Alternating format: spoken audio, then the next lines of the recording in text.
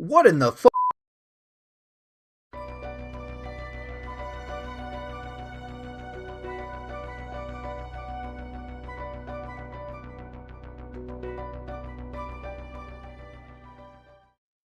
Hey YouTube, this is Pump.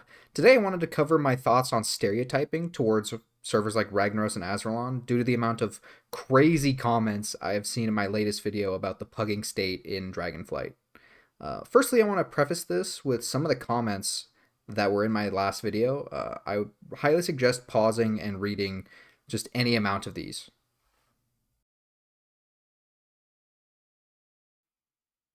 So to sum up these comments, the main stereotypes I saw were excessive toxicity, a big lack of English, instantly leaving keys, and lots of disconnects. So I'm going to go over all of my recorded footage with keys from these servers, and I want to just critique them a bit and see if these stereotypes turn out to be true. So let's go through my footage, and at the end of the video, I will sum up all of my findings.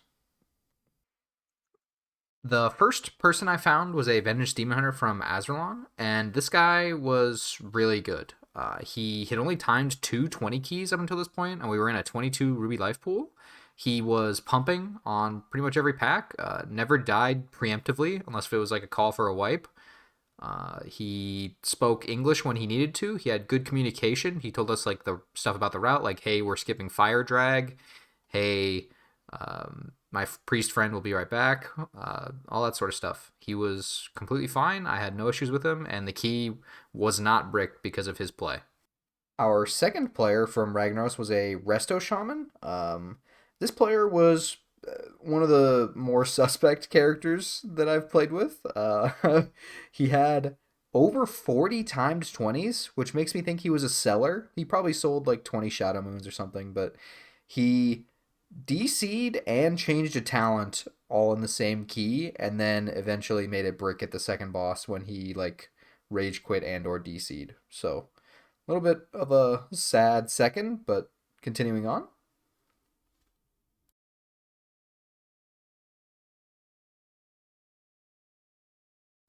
The third player was a bit of a key slayer from Azralon. He was very low experience. I think he only had like 2,500 IO.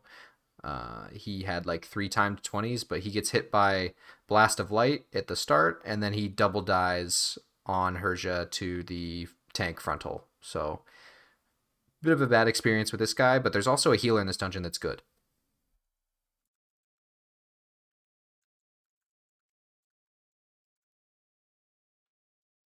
So, about this priest was the same one from the this tank Halls of Valor. Every death in this dungeon was avoidable. The first death was our DPS taking two ticks of Whirling Blade into Horn of Valor, and a healer can't prevent you from that much damage. That's totally the DPS's fault for being in the Whirling Blades for two ticks. So yeah, he played completely fine. He communicated everywhere he needed to, and every death in this dungeon wasn't his fault. So he's doing his job.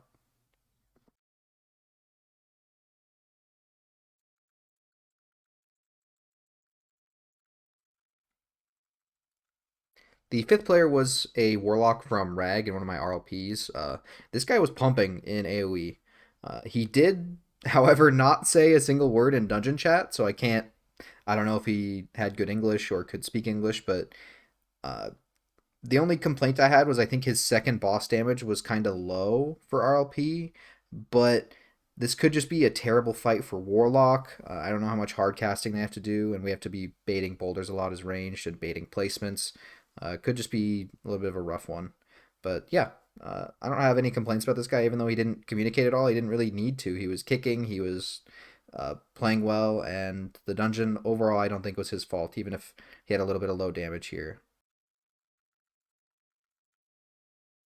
The sixth player was a Holy Paladin from Ragnaros in my near flawless run of 21 AV.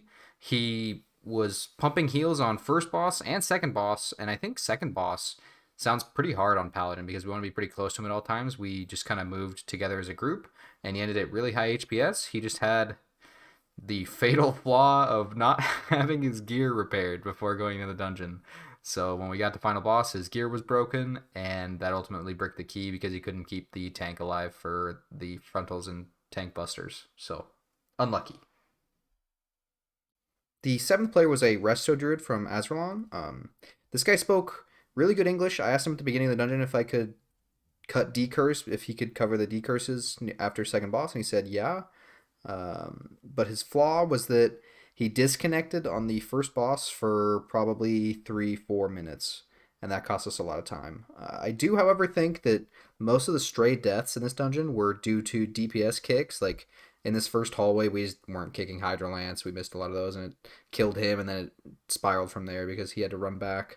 But I think he was a good player. He had good HPS in some of these polls. It's just the disconnect really leaves a bad taste in my mouth for this one. Number 8 was a resto druid from Rag. This guy had good English. He knew about the invis pot strat at the beginning. He had really good HPS on second boss. He was hovering around 50k. We did end up killing this boss, and this key did not brick because of anything from his doing. He healed great. He mechanically was a good player and didn't DC. No complaints for this guy. Number 9 was a demon hunter from Azralon. This guy was an absolute cranker. He was topping the meters pretty much every pull we did from start to finish, even on bosses where I usually excel. He just owned. And if you check the overall, he pulled 85k in an Azure Vault, and I think that's pretty good. We had a good tank route, but he had good English. He said thank you for invite. He communicated everything that needed to be communicated and played really well. Number 10 was a Prot Warrior from Azralon, and this guy, easily top 3 Pug tank I've had this season. He had a perfect route. He communicated everything about the route beforehand, like when we're skipping drag, when I should lust, all that stuff. And on top of that, he did really big damage. I think he ended the dungeon at 50k overall, and he kind of hard carried me, not gonna lie. Really good tank, absolutely zero complaints from this guy.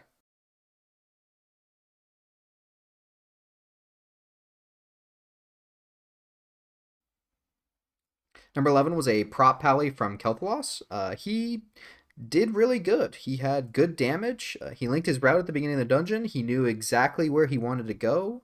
And this is a skip route that we do. And he knew exactly the spot to skip at. He even marked it with world markers. Uh, he was kind in chat when he said he wanted purges because I was 100% missing purges on the rock ads for him. And at the end of the dungeon, even though we didn't time it, he still said GG. You can't ask for much more than that. So here are the stats from all the Latin American server interactions I've had this season. The one that stands out the most is definitely that 2 out of 11 keys had disconnects. I haven't had disconnect problems with any other server, so that's definitely bad. But everything else, I had only good interactions with those servers. Um, this is a relatively small sample size. There are thousands upon thousands of players from these servers, and I'm only a small fraction. So this could be, you could argue that I got lucky, but I want to argue something else. I believe that the Raider IO system gives a good idea of how good a player is for better or for worse. You should be definitely looking at the amount of keys they've timed that you want to be completing in and their current IO. I think those are two really good indicators of how good a player is currently. And more importantly, stop showing so much hate towards our South American friends. They don't deserve the hate. We're all playing a video game at the end of the day for fun. And if it's not fun, why are you playing it? Throwing in a bonus clip here. This is Temple of Jade, third boss, and my two paladins get hit by the corner mechanic, and it causes the most toxic interaction I've seen all at Dragonflight with this monk calling my paladins and it's really disheartening to see the community like this when it happens because this paladin had linked Discord at the start of this dungeon. He totally wants to improve, and after this dungeon, you know you failed. You know you bricked it, and it's the most gut wrenching feeling because you don't want to queue up pugs ever again.